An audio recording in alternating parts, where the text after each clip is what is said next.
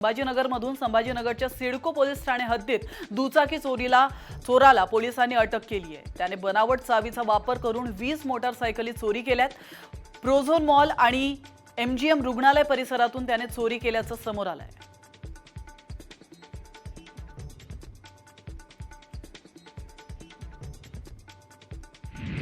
धाराशिवमध्ये येरमाळामध्ये श्री येडेश्वर मंदिराच्या देवीच्या चैत्र पौर्णिमा यात्रेला सुरुवात झाली आहे। पुढील 5 दिवस ही यात्रा चालणार आहे। दरम्यान चैत्र पौर्णिमेच्या निमित्ताने देवीची मिरवणूक निघणार आहे, तर चुनखडी वेचण्याचा मुख्य कार्यक्रमही या ठिकाणी उद्या पार पडणार आहे।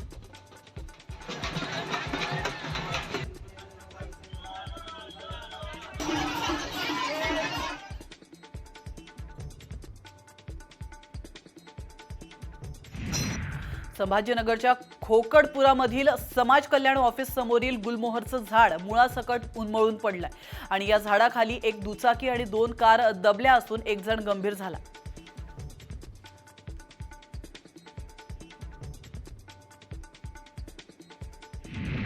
हिंगोलीच्या बाळापूरमध्ये बोल्डा परिसरामध्ये नागरिकाचा मृतदेह आढळलाय। हा तरुण मद्यप्राशन करून रस्त्याच्या कडेला पडला होता आणि त्यात उष्माघातामुळे त्याचा मृत्यू झाल्याचा अंदाज पोलिसांनी वर्तवलाय। मृतदेह शवविच्छेदनासाठी नेण्यात आला असून तरुणाची ओळख पटवण्याचा प्रयत्न पोलीस करतात।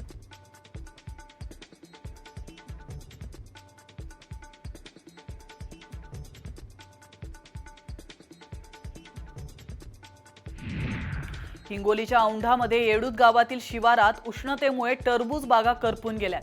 त्यामुळे शेतकऱ्यांना मोठा नुकसान सहन करावं लागतंय।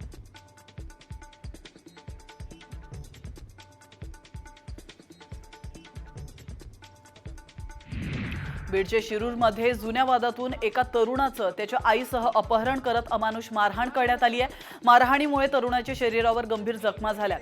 आरोपी विरोधात गुन्हा दाखल करण्यात आलाय, मात्र आरोपी अद्यापही फरारच आहे। त्यामुळे पोलीस यंत्रणा नेमकी करते काय असा सवाल उपस्थित होतोय।